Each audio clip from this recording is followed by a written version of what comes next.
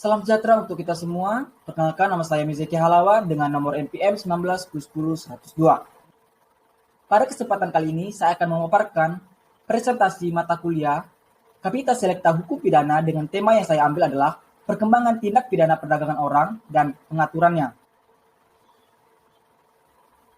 Pokok bahasan yang saya bahas dalam presentasi kali ini adalah pengertian tindak pidana perdagangan orang, pengaturan tindak pidana perdagangan orang, sejarah dan perkembangan tindak pidana perdagangan orang, faktor-faktor penyebab tindak pidana perdagangan orang, dan yang terakhir adalah kendala penanganan kasus tindak pidana perdagangan orang.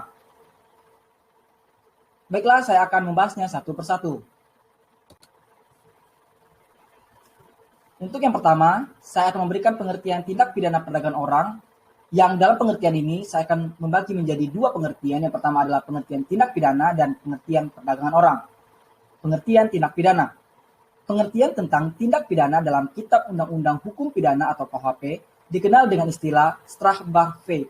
Dan dalam kepustakaan tentang hukum pidana sering mempergunakan istilah delik, sedangkan pembuat undang-undang merumuskan suatu undang-undang mempergunakan istilah peristiwa pidana atau perbuatan pidana atau tindak pidana. Strafbaarheid dapat diartikan sebagai peristiwa yang dapat dipidana atau perbuatan yang dapat dipidana, sedangkan delik dalam bahasa asing disebut delik, yang artinya suatu perbuatan yang pelakunya dapat dikenakan hukuman atau pidana. Jadi, yang dimaksud dengan tindak pidana adalah suatu perbuatan yang dilarang dalam ketentuan perundang-undangan dan dari perbuatan tersebut dapat dijatuhi pidana. Kemudian saya akan memberikan pengertian kepada perdagangan orang.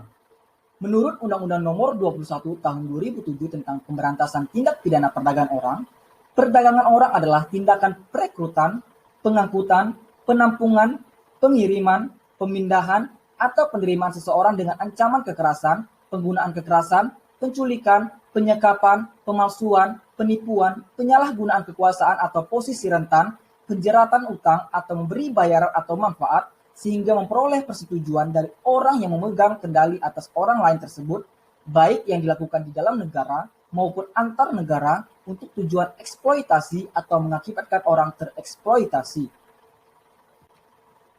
Sehingga apabila disimpulkan, menurut Undang-Undang Nomor 21 Tahun 2007 tentang Pemberantasan Tindak Pidana Perdagangan Orang, tindak pidana perdagangan orang adalah setiap tindakan atau serangkaian tindakan yang memenuhi unsur-unsur tindak pidana yang ditentukan dalam undang-undang ini. Yang dalam arti adalah dalam Undang-Undang Nomor 21 Tahun 2007 ini. Kemudian, apa sajakah pengaturan tindak pidana perdagangan orang? Yang pertama, Undang-Undang Dasar Republik Indonesia tahun 1945 pada pasal 20, pasal 21, dan pasal 28B ayat 2. Yang kedua, Undang-Undang Nomor 4 tahun 1979 tentang kesejahteraan anak pada pasal 3, pasal 4, pasal 5, pasal 6 ayat 1 dan ayat 2 dan pasal 7. Ketiga, Undang-Undang Nomor 23 Tahun 2002 tentang Perlindungan Anak. Yang keempat, Undang-Undang Nomor 21 Tahun 2007 tentang Pemberantasan Tindak Pidana Perdagangan Orang.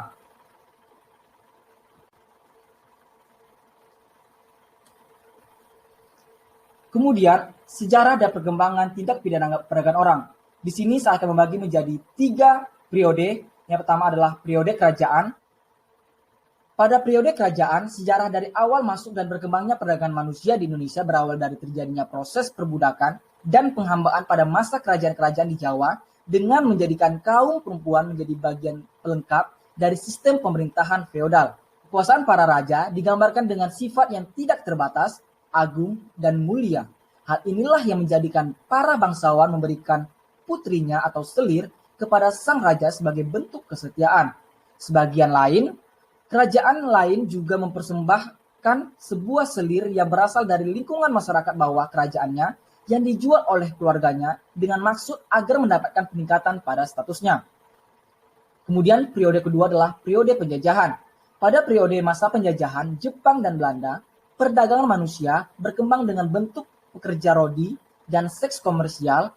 Penjajah menjadikan perempuan pribumi Indonesia menjadi pelacur dan sebagian darinya juga dibawa ke Singapura, Malaysia, dan Hong Kong sebagai pelayan perwira tinggi dan pejabat Jepang. Melalui aparat pemerintahan, sejumlah kepala desa ditugaskan untuk mengumpulkan perempuan desa untuk ditawarkan bekerja di luar negeri dengan menjanjikan mendapatkan pekerjaan yang menghasilkan uang yang banyak sehingga dapat membantu kehidupan keluarganya. Namun, perempuan tersebut akan dijadikan wanita penghibur untuk kalangan militer dan masyarakat sipil Jepang, dan apabila perempuan tersebut menolak akan disiksa dan dipukul. Kemudian periode terakhir adalah periode masa kemerdekaan atau periode setelah kemerdekaan. Setelah Indonesia merdeka, permasalahan perdagangan manusia mulai dinyatakan sebagai tindak kejahatan yang melanggar hukum yang menyangkut wilayah dalam antar pulau Indonesia hingga ke luar negeri. Perdagangan manusia tidak dapat dipisahkan dari batas-batas negara dengan mobilitas jangkauan yang mudah. Para pelaku perdagangan tentunya memiliki struktur yang sangat baik dalam melakukan perdagangan manusia yang mencakup berbagai tujuan. Masuknya korban perdagangan manusia Indonesia tidak hanya berasal dari luar negeri saja, melainkan di Indonesia sendiri masih banyak pelaku kejahatan yang menjadikan masyarakat Indonesia untuk diperjualbelikan dalam skala nasional ataupun internasional. Hingga saat ini, permasalahan perdagangan manusia belum dapat teratasi dengan baik. Masih banyak saja fenomena-fenomena perdagangan manusia atau perdagangan orang yang sering atau marak terjadi di wilayah-wilayah provinsi di Indonesia. Kemudian apa sajakah faktor-faktor yang menjadi penyebab tindak pidana perdagangan orang ini tidak dapat atau belum bisa teratasi dengan baik di Indonesia? Di sini saya akan membagi beberapa faktor. Yang pertama itu faktor yang berkaitan dengan kondisi politik, sosial, dan ekonomi makro. Yang pertama, faktor pertama itu adalah kemiskinan, di mana kemiskinan yang terjadi sangatlah mempengaruhi terjadinya tindak pidana perdagangan orang, dikarenakan desakan ekonomi seseorang dapat melakukan segala hal untuk mendapatkan ekonomi yang layak. Faktor kedua, terbatasnya akses dan kesempatan kerja, banyak masyarakat yang pengangguran dan sedikitnya lowongan pekerjaan yang dapat mengakibatkan terjadinya tindak pidana perdagangan orang. Faktor ketiga, konflik sosial dan peperangan. Faktor ini yang berkaitan dengan negara-negara yang tengah berada di kondisi konflik dan korban perang, sehingga banyak yang diperbudak untuk diperdagangkan. Faktor keempat, lemahnya penegakan hukum. Belum adanya peraturan yang kuat dan aparatur penegak hukum yang profesional dalam melakukan tindakan hukum terhadap pelaku yang melakukan perdagangan orang. Kemudian, faktor yang berkaitan dengan kebijakan dan kinerja pemerintah. Yang pertama, faktor pertama adalah rendahnya investasi pendidikan dan kesehatan 6% dari GDP. Karena faktor pendidikan dan kesehatan sangat mendukung apabila mereka mendapatkan pendidikan dan kesehatan yang layak, maka mereka akan mendapatkan pekerjaan yang layak dan mendapatkan kesehatan yang layak juga, dan tidak akan melakukan tindak pidana perdagangan orang untuk menghasilkan uang dan menghasilkan ekonomi yang layak untuk mereka untuk membangun keluarga mereka.